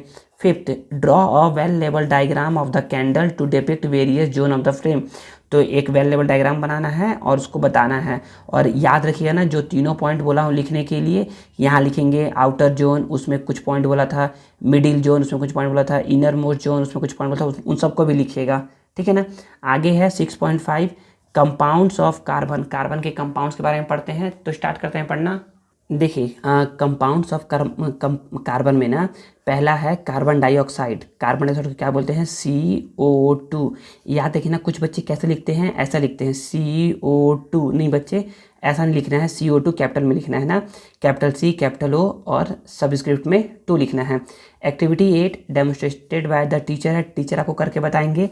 तो क्या क्या चाहिए मटेरियल, इसमें मटेरियल चाहिए टेस्ट ट्यूब चाहिए, कॉर्क विथ अ होल चाहिए, मतलब कि एक कॉर्क जिसमें एक होल हो, बेंट ग्लास ट्यूब चाहिए, एक बेंट ग्लास ट्यूब चाहिए, सोडियम कार्बोनेट चाहिए मतलब कि वॉशिंग सोडा चाहिए, लेमन जूस चाहिए, फ्रेश लाइम वाटर चाहिए, एल्कलाइन और फिनोप्थिलीन चाहिए, फिनोप्थिलीन क्या है, एक इंडिकेटर है, क्या है, एक इंडिकेटर है, ठीक है। इंडिकेटर वो नहीं जो बाइक और व्हीकल में रहता है, इंडिकेटर वो जो आपको बताता है ना कि कौन सा ये बेसिक नेचर का है, मतलब कि कौन सा सब्सटेंस बेसिक नेचर का है और कौन सा एसिडिक नेचर का है, ठीक है ना। तो ये अब प्रोसीजर क्या है, प्रोसीजर है टेक सम सोडियम कार्बोनेट, एक सोडियम कार्बोनेट लेना है, मतलब कि सोडियम कार्बोनेट लेना है एक टेस्ट ट्यूब में। तो टेस्ट ट्यूब में क्या ले लिए, सोडियम कार्बोनेट ले लिए, सोडियम कार्बोनेट मतलब होता है वॉशिंग सोडा, ठीक है ना। And arrange all the apparatus as shown in figure, और अरेंज करना एपरेटस को जैसा फिगर में दिखाया गया है, ठीक है। Now put some lemon juice into the test tube, और इसमें क्या करना है, लेमन जूस डाल देना है। Perform the following test on the gas evolve, और जो भी गैस इवॉल्व हो रहा है यहाँ से जब डालोगे ना तो इससे कोई ना कुछ गैस निकलेगा और उस पर क्या करना है, परफॉर्म करना है। देखिए ये तो खुद दिखा रहा है कि कौन सा गैस निकल रहा है, कार्बन डाइऑक्साइड गैस निकल रहा है। तो बोला जा रहा है observe the colour of the gas, इस गैस का कलर क्या है। तो बच्चे यहाँ पर कोई कलर दिख रहा है क्या आप लोग को, नहीं कोई कलर नहीं दिख रहा है, इट मीन्स ये क्या है, कलरलेस है, क्या है ये, कलरलेस है। तो बोलोगे do you find any colour, तो बोलोगे नो, ये क्या है, कलरलेस गैस है। तो colourless COLOUR colourless. Does it have any order, क्या ऐसा कुछ स्मेल होता है, तो नहीं, ये क्या होता है, ऑर्डरलेस होता है, odourless. Second, bring a burning match sticks near the test tube, एक जलता हुआ माचिस का तीली यहाँ पर लेकर के जाना है, जलता हुआ माचिस का तीली यहाँ पर लेकर के जाना है, ठीक है ना। Burning match sticks with the collected gas, मतलब कि कलेक्टेड गैस के पास the match sticks is extinguished, क्या मैच स्टिक्स जलना बुझ जाता है क्या, मतलब कि पुट ऑफ हो जाता है कि बंद, मतलब कि बर्न ऑफ हो जाता है क्या, तो बोलोगे यस। तो क्योंकि ना यहाँ से जो निकल रहा है ना CO2 जो निकल रहा है क्या करेगा, उसको ये बर्न ऑफ कर देगा, बुताएगा, इसीलिए what do you understand by this. तो इससे आपको समझ में ये आता है ना कि ना कार्बन डाइऑक्साइड क्या होता है, बर्निंग में हेल्प नहीं करता है, इसलिए क्या होता है, इसको बर्न ऑफ करता है, मतलब इसको बुता देता है ये, ठीक है। आगे पढ़ते हैं आगे क्या बोला जा रहा है। अब देखिए थर्ड पॉइंट क्या बोल रहा है, थर्ड पॉइंट बोल रहा है इसमें take some fresh lime water. अब क्या क्या करना है, हमें एक फ्रेश लाइम वाटर ले लेना है टेस्ट ट्यूब में, and pass the evolved gas into it, और इसमें जो गैस निकल रहा है ना उसको लाइम वाटर में पास करना है। You will find that the lime water turn milky. आप देखेंगे ना कि ना लाइम वाटर क्या हो गया है, मिल्की हो गया है। तो बच्चे याद रखो, लाइम वाटर जब कार्बन डाइऑक्साइड के साथ रिएक्शन करता है ना, तो वो लाइम वाटर कन्वर्ट हो जाता है मिल्की में, मतलब कि मिल्क के कलर में चेंज हो जाता है, मिल्क के कलर का हो जाता है वो, ठीक है। फोर्थ पॉइंट क्या बोला जा रहा है, in a different test tube take some alkaline phenolphthalein. अब डिफरेंट टेस्ट ट्यूब में, एक अलग टेस्ट ट्यूब में एल्कलाइन फिनोप्थिलीन लेना है and pass the evolved gas, और उसको भी क्या करना है, कार्बन डाइऑक्साइड गैस उस पर भी पास करना है। By the change in the colour of phenolphthalein can you said if the gas has a acidic और एल्कलाइन इन नेचर। तो बच्चे जब एल्कलाइन फिनोप्थिलीन लेंगे ना, तो उसमें जब पास करेंगे कार्बन डाइऑक्साइड, क्या पास करेंगे, कार्बन डाइऑक्साइड, तो कार्बन डाइऑक्साइड बच्चे होता है एसिडिक नेचर का। किस नेचर का होता है, एसिडिक नेचर का होता है। तो क्या करेगा, ये फिनोप्थिलीन के पिंक कलर को क्या करेगा, वो चेंज कर देगा, धीरे धीरे चेंज कर देगा, और फिर ये क्या हो जाएगा, सॉल्यूशन कलरलेस हो जाएगा, ठीक है ना। और अगर उसमें और ज़्यादा देर तक कार्बन डाइऑक्साइड पास करते रहेंगे, तो फिर जो सॉल्यूशन है वो क्या बन जाएगा, एसिडिक बन जाएगा। तो इसमें बस हमसे पूछ रहा है कि if the gas has acidic और अल्कलाइन इन नेचर, तो गैस कैसा होता है, एसिडिक इन नेचर होता है, ठीक है। तो आगे बोला जा रहा है, इसी एक्सपेरिमेंट से बोला जा रहा है कि carbon dioxide gas is evolve, carbon dioxide gas निकलता है विच इज कलरलेस, जो कि कलरलेस होता है, एंड ऑर्डरलेस, और स्मेल, उसमें स्मेल नहीं होता है। This gas neither burn nor does it support combustion, ना तो ये गैस बर्न होता है और ना ही ये सपोर्ट करता है कंबशन में। When carbon dioxide is passed into fresh lime water, जब कार्बन डाइऑक्साइड को पास करते हैं फ्रेश लाइम वाटर में, insoluble calcium carbonate is formed, insoluble calcium carbonate होता है, जिसकी वजह से due to which solution turn milky, solution क्या होता है, मिल्की हो जाता है। याद रखिए, इनसॉल्युबल कैल्शियम कार्बोनेट बनता है, जिसकी वजह से क्या होता है, ये मिल्की में कन्वर्ट जाता है, ठीक है ना। एल्कलाइन फिनोप्थिलीन जो कि पिंक कलर का होता है, टर्न कलरलेस हो जाता है when carbon dioxide is passed into it, जब कार्बन डाइऑक्साइड क्या करते हैं, उसमें पास करते हैं। इट शोज एसिडिक नेचर, जो कि बताता है कि कार्बन डाइऑक्साइड क्या है, एसिडिक नेचर का है। Due to its acidic nature की वजह से it react with alkalies and form salt and water. तो ये क्या है, एसिडिक नेचर का होता है, इस वजह से क्या करता है, ये रिएक्ट करता है एल्कलीज से, और फॉर्म करता है सॉल्ट एंड वाटर फॉर्म करता है। तो देखिए यहाँ पर बताया गया है कि कार्बन डाइऑक्साइड जब सोडियम हाइड्रोक्साइड, जो कि एल्कली नेचर का है, जब उसे रिएक्शन करता है तो सोडियम कार्बोनेट बनाता है और H2O बनाता है, समझ में आ गया, सॉल्ट और वाटर बनाता है। अब आगे है uses of carbon dioxide, carbon dioxide का क्या क्या यूज़ है, तो पढ़ते हैं इसको। देखिए, कार्बन डाइऑक्साइड का पहला यूज़ क्या है, तो बोला जा रहा है carbon dioxide does not support combustion, carbon dioxide combustion में सपोर्ट नहीं करता है, जो कि बहुत अच्छी बात भी है। This property is used in fire extinguisher to extinguish fire, तो इसलिए इस प्रॉपर्टी का यूज़ करके, मतलब कि कार्बन डाइऑक्साइड के इस प्रॉपर्टी का यूज़ करके जो फायर एक्सटिंग्विशर होते हैं ना, मतलब कि जो आग बुझाने वाले लोग होते हैं, वो लोग क्या क्या करते हैं, आगों को बुझाने में इसका यूज़ करते हैं, समझ में आ गया। तो क्वेश्चन आ सकता है कि कार्बन डाइऑक्साइड का उपयोग किस काम में आता है, तो बोलोगे एक्सटिंग्विश फायर को एक्सटिंग्विश करने में, मतलब कि बुझाने में काम आता है। दूसरा, कार्बन डाइऑक्साइड का the gas evolve on opening soft drink, जो भी हम लोग ना, जब हम सॉफ्ट ड्रिंक ओपन करते हैं, क्या करते हैं, ओपन करते हैं, मान लो कि कोको कोला है, थम्स अप है, या कुछ भी है, जब उसको हम ओपन करते हैं ना, तो उसमें जो गैस फील रहता है, वो कौन सा फील रहता है, कार्बन डाइऑक्साइड गैस ही फील रहता है, ठीक है। The gas evolve on opening soft drink bottle is carbon dioxide, it gives a strong taste to the soft drink, इसकी वजह से क्या होता है, सॉफ्ट ड्रिंक का स्ट्रॉन्ग टेस्ट आता है, समझ में आ गया, टेस्ट आता है। आगे third, on burning of the fuel and through respiration carbon dioxide is liberated, तो जब भी हम लोग फ्यूल को बर्न करेंगे, जब भी हम लोग किसी भी फ्यूल को जलाते हैं, या फिर रेस्पिरेशन जब हम लोग करते हैं, तो कार्बन डाइऑक्साइड क्या होता है, लिबरेटेड होता है इनटू द एटमॉस्फेयर में, which is used by green plant, उसको क्या करते हैं, ग्रीन प्लांट यूज़ करते हैं in the presence of sunlight के प्रेजेंस में, to make their own food, अपना फूड बनाते हैं, by the process of photosynthesis process के द्वारा, ठीक है ना। आगे देखिए, fourth point, carbon dioxide is used in the manufacture of sodium carbonate, तो कार्बन डाइऑक्साइड का यूज़ करते हैं सोडियम कार्बोनेट बनाने में, and sodium hydroxide sodium hydrogen carbonate बनाने में करते हैं। तो कार्बन डाइऑक्साइड का यूज़ करते हैं manufacture of sodium carbonate and sodium hydrogen carbonate. Fifth uses क्या है, तो when carbon dioxide is cooled, जब कार्बन डाइऑक्साइड को कूल्ड करते हैं ना, इट सॉलिडिफाइज, वो क्या होता है, सॉलिड बन जाता है। And this solid carbon dioxide is called dry ice. तो क्वेश्चन आएगा ना कि ड्राई आइस क्या होता है, कि डिफाइन ड्राई आइस, और इसका यूज़ कहाँ करते हैं, तो बोलोगे it is used as coolant, इसका यूज़ कूलेंट में करते हैं। लेकिन क्वेश्चन आता है कि डिफाइन ड्राई आइस, तो बोलोगे when carbon dioxide is cooled it solidified and this solid carbon dioxide is called dry ice. यही सॉलिड कार्बन डाइऑक्साइड क्या है, ड्राई आइस है। तो जब हम लोग क्या करते हैं, कार्बन डाइऑक्साइड को कूल करते हैं, ठंडा करते हैं, मतलब एक गैस है, इस गैस को अगर आप ठंडा करोगे ना, तो ये क्या बन जाएगा, ये बन जाएगा, सॉलिड बन जाता है। और इसी सॉलिड को हम लोग बोलते हैं ड्राई आइस। या इसका कोई पूछे कि ड्राई आइस का नाम क्या है, तो बोलोगे solid carbon dioxide, solid carbon dioxide. ठीक है, आगे बोला जा रहा है 6.6 कैचिंग फायर, कैचिंग फायर। तो इसमें बोला जा रहा है कि when the cloth of a person catch fire, जब किसी पर्सन का क्लोथ क्या कर लेता है, फायर, आग पकड़ लेता है ना, the person is covered with a blanket, person को हम लोग क्या करते हैं, ब्लैंकेट से कवर्ड करते हैं। क्यों ब्लैंकेट से कवर्ड करते हैं, तो ब्लैंकेट से कवर इसलिए करते हैं ना, ताकि ना उसका जो एयर से कांटेक्ट है ना, जो पर्सन का एयर से कांटेक्ट है वो क्या हो जाए, ब्रेक हो जाए, जिसकी वजह से वो अंदर का एयर जितना रहेगा उतना जलेगा, उसके बाद वो जलना बंद हो जाएगा पर्सन। ठीक है ना, तो यही है कि air is essential for burning, air क्या है, बर्निंग के लिए बहुत ही ज़रूरी होता है। तो when the person is covered with a blanket, जब हम लोग पर्सन को ब्लैंकेट से कवर्ड करते हैं ना, तो the burning cloth loss contact with air, तो बर्निंग क्लोथ के क्या क्या करता है, एयर से कांटेक्ट लूज कर देता है, खो देता है।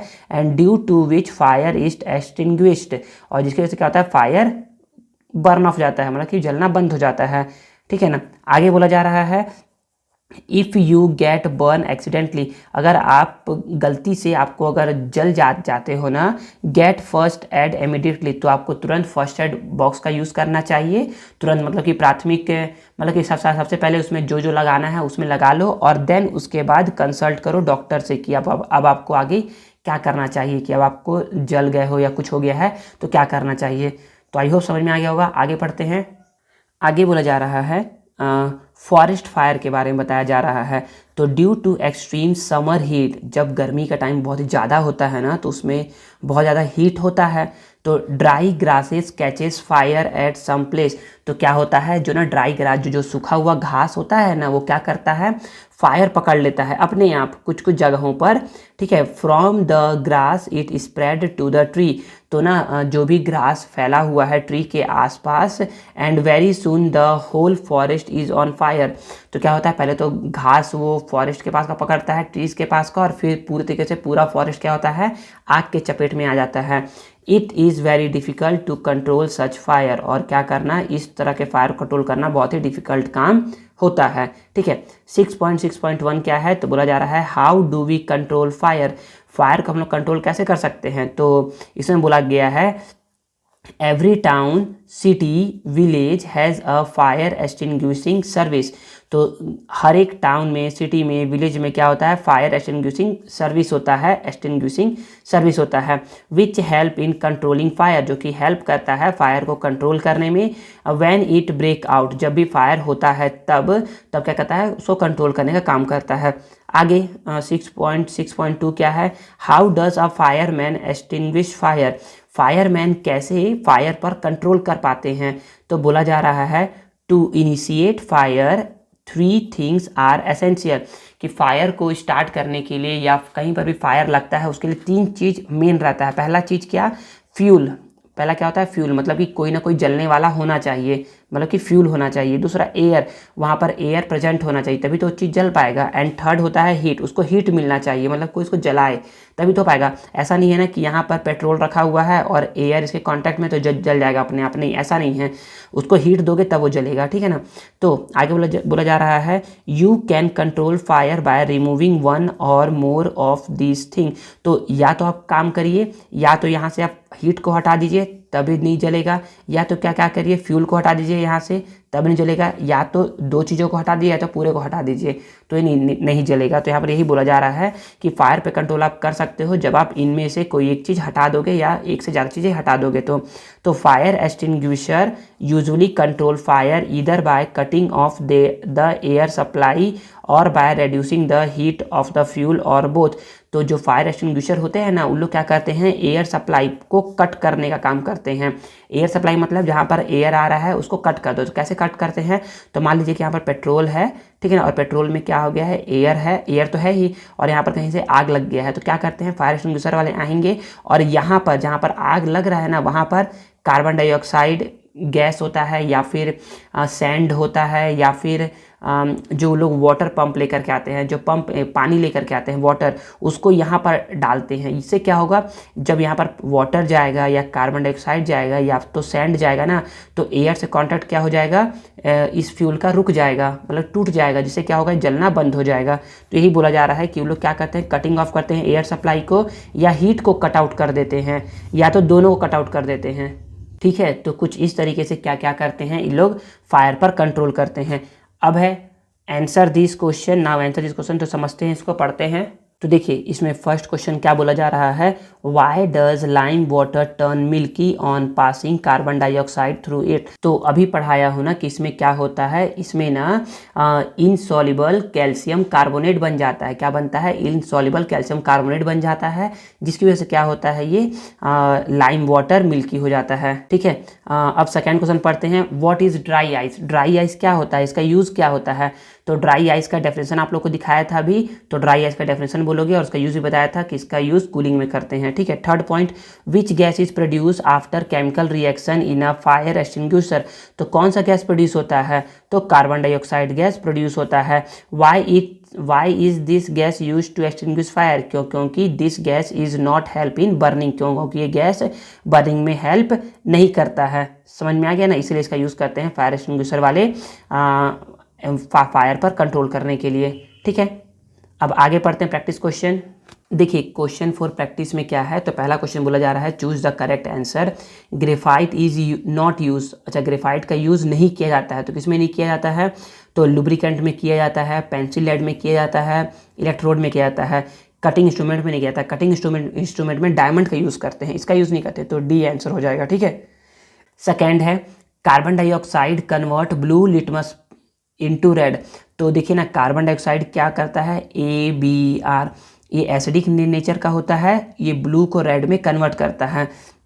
दस इट इज एन, तो ये क्या होता है, ये एसिडिक ऑक्साइड होता है, एसिडिक ऑक्साइड होता है।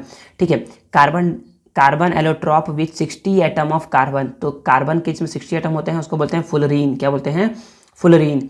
ड्राई आइस किसको बोलते हैं, तो अभी बताया हूँ, सॉलिड कार्बन डाइऑक्साइड को, सॉलिड कार्बन डाइऑक्साइड को। The hardest substance in nature. Nature क्या होता है, हार्डेस्ट सब्सटेंस क्या है, डायमंड है। ठीक है, आगे पढ़ते हैं। क्वेश्चन नंबर 6 है, which zone of the flame has the highest temperature. तो बताया था ना कि लाइट ब्लू जोन जो होता है ना, हाईएस्ट टेम्परेचर होता है, क्योंकि ये क्या होता है, सबसे आउटर जोन होता है, और इसमें ऑक्सीजन क्या होता है, मतलब कि ऑक्सीजन कम्प्लीटली मिक्स होता है फ्यूल से, तो इसका फुल्ली कंबसन होता है, यहाँ पर कंप्लीट कंबसन होता है, इसलिए क्या होता है, इसका टेम्परेचर हाईएस्ट होता है। नेक्स्ट है, allotropy is an characteristics of. Allotropy किसका प्रॉपर्टी होता है, तो एलिमेंट का प्रॉपर्टी होता है एलोट्रॉपी। ठीक है, आगे fill in the blanks. Combustion of dash produce flame. तो कंबशन ऑफ क्या, तो कंबशन ऑफ बोल सकते हो इसको इंग्लिश में गैसियस, यहाँ बोल सकते हो गैसियस फ्यूल या गैसियस सब्सटेंस। ठीक है ना। सेकेंड क्वेश्चन है, बिकॉज ऑफ इट्स सॉफ्टनेस की वजह से dash is used in pencil lead. तो पेंसिल लेड में किसका यूज़ करते हैं, तो हम लोग पढ़े हैं ग्रेफाइट का यूज़ करते हैं, ग्रेफाइट। ठीक है, नेक्स्ट क्वेश्चन है, dash is the hardest allotropic form of carbon. तो पढ़े ना, हार्डेस्ट कौन सा होता है, तो डायमंड होता है, डायमंड। ठीक है, नेक्स्ट है, carbon dioxide is a dash and dash gas. तो कलरलेस, यहाँ लिखोगे कलरलेस, यहाँ लिखोगे ऑर्डरलेस, कलरलेस ऑर्डरलेस गैस। ठीक है, थर्ड क्या बोल रहा है, तो थर्ड क्वेश्चन है, say whether the following statement are correct और रॉन्ग। बताना है कि कौन सा करेक्ट है और कौन सा रॉन्ग है। Correct the wrong statement, wrong को करेक्ट भी करना है। तो पहला है, both graphite and diamond have the same element. Carbon in it, तो क्या ग्रेफाइट और डायमंड में दोनों में कार्बन ही रहता है क्या? तो बिल्कुल, ये बात बिल्कुल सही है, तो ये क्या है? ट्रू स्टेटमेंट है। Second, diamond is a good conductor of electricity, तो नहीं, डायमंड नहीं है, डायमंड गुड कंडक्टर नहीं होता है। ग्रेफाइट, तो इसको बोलोगे रॉन्ग, ये रॉन्ग है, तो बोलोगे graphite is a good conductor of electricity, graphite is a good conductor of electricity. या फिर दूसरा बोल सकते हो diamond is a bad conductor of electricity, ठीक है ना, दो तरीके से बोल सकते हो। आगे, the light blue zone in flame is in the middle of the flame, तो नहीं, ये तो रॉन्ग बोल रहा है। जो लाइट ब्लू जोन होता है ना, वो कहाँ होता है? Outer outer of the flame, in the outer zone of the flame, outer zone of the flame, outer में होता है। फिर नेक्स्ट है combustion does not takes place in outer zone of the flame, combustion जो होता है, मतलब combustion नहीं होता है आउटर जोन में, गलती, कंबसन नहीं होता है inner most zone of the flame, तो ये भी गलत बोल रहा था, तो यहाँ पर बोलोगे इनर मोस्ट जोन, ठीक है ना। यहाँ पर बोलोगे आउटर, यहाँ पर बोलोगे बैड कंडक्टर, यहाँ पर बोलोगे सेम, ये तो सही है। Carbon dioxide is of alkaline in nature, तो नहीं, ये गलत बोल रहा है। Carbon dioxide is of acidic in nature, acidic in nature होगा, ठीक है। आगे पढ़ते हैं, मैच द फॉलोइंग। देखिए आगे बोला जा रहा है मैच द फॉलोइंग में लैम्प ब्लैक, मतलब कि काजल और जो चारकोल होता है ना, वो क्या है? एलोट्रॉप ऑफ कार्बन है, कार्बन एलोट्रॉप है। दूसरा, मेड ऑफ 60 कार्बन एटम्स से बनता है फ्लोरीन, क्या बनता है? फ्लोरीन। थर्ड है हार्डेस्ट सब्सटेंस, क्या होता है? डायमंड, हार्डेस्ट सब्सटेंस क्या होता है? Diamond. Dry ice, dry ice बोलते हैं सॉलिड कार्बन डाइऑक्साइड को, ठीक है ना। फिफ्थ, कंबशन, कंबशन एक ऑक्सीडेशन प्रोसेस है, ठीक है ना, तो इसको टिक कर लोगे। आगे, आंसर द फॉलोइंग क्वेश्चन में फर्स्ट बोला जा रहा है what do you understand by allotropy, allotropy से आप क्या समझते हैं? तो एलोट्रॉपी जब पढ़ा रहा था ना, तो उसको टिक करवाया था डेफिनेशन इसका। What are the different allotropes of carbon, तो कार्बन के डिफरेंट एलोट्रॉप्स कौन कौन से होते हैं? तो 5 होते हैं, डायमंड, ग्रेफाइट, कोल, फिर लैम्प ब्लैक और वुड चारकोल, तो ये होते हैं। Write two uses of each, तो सभी का ना यूजेस लिखा हुआ है, दो यूज़ आप लिख सकते हो, जो पढ़ाया हूँ मैं आप लोगों को। नेक्स्ट है how will you differentiate between graphite and diamond, तो ग्रेफाइट और डायमंड में आप कैसे डिफ्रेंशिएट कर सकते हो? तो बोलोगे कि diamond is a bad conductor of electricity और graphite is a good conductor of electricity, ठीक है ना, पहला पॉइंट। दूसरा पॉइंट बोलोगे कि डायमंड जो होता है ना, तो बोलोगे diamond is transparent in nature, मतलब कि ट्रांसपेरेंट होता है, और ग्रेफाइट शाइनी ब्लैक होता है, ठीक है ना। थर्ड पॉइंट बोलोगे इसमें कि जो डायमंड है ना,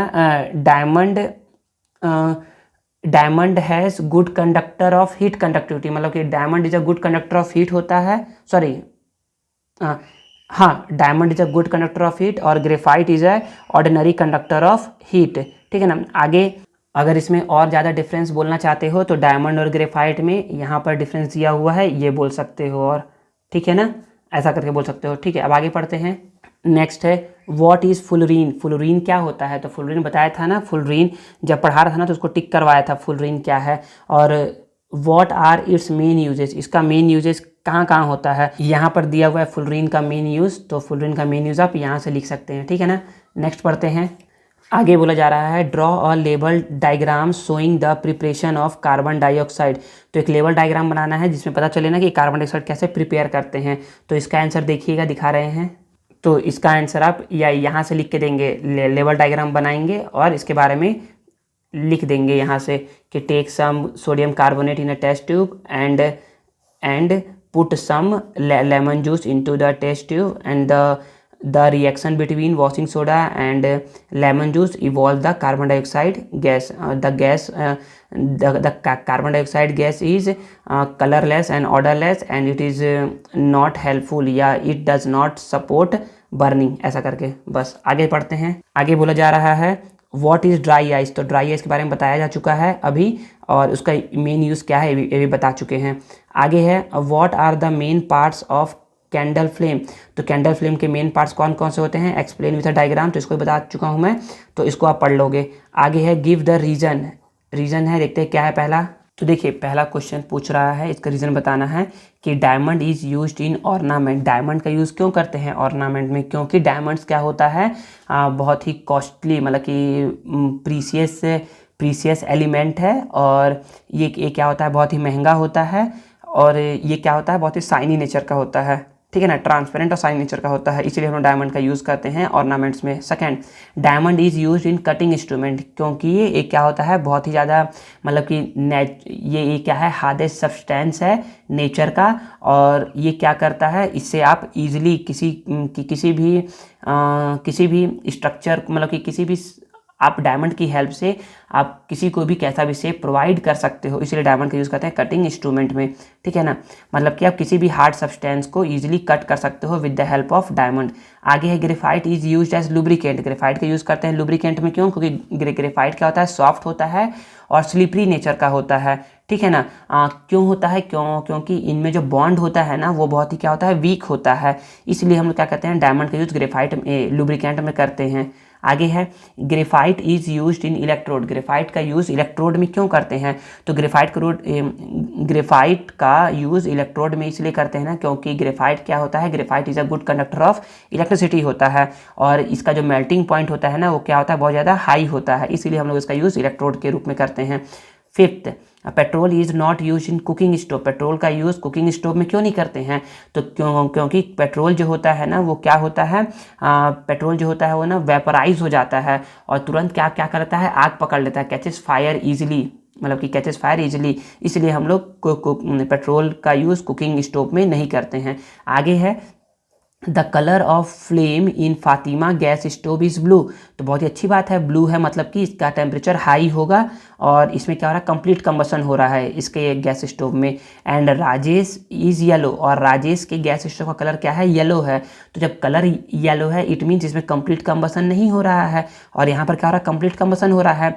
who will cook faster and why, तो Fatima will cook faster because Fatima gas stove is so blue in colour, therefore ऐसा बोलोगे ना कि ना इसमें क्या होता है, ब्लू कलर जो है ना एक क्या है, ये शो करता है कि ना हाईएस्ट टेम्परेचर है। ठीक है ना, और इस चलते क्या होगा, ये कुकिंग फास्ट कर लेगी, और राजेश के घर का जो भी गैस स्टोव है उसका अगर येलो है तो यहाँ पर क्या हो रहा है, इनकम्प्लीट कंबशन हो रहा है और ये फास्ट कुकिंग नहीं कर पाएगी। देखो यहाँ पर क्या हो रहा है, कंप्लीट कंबशन हो रहा है इसलिए ब्लू कलर है, और यहाँ पर क्या हो रहा है, पार्शियल कंबशन हो रहा है इसलिए येलो कलर है। आप थोड़ा सा इसको बना करके लिखिएगा।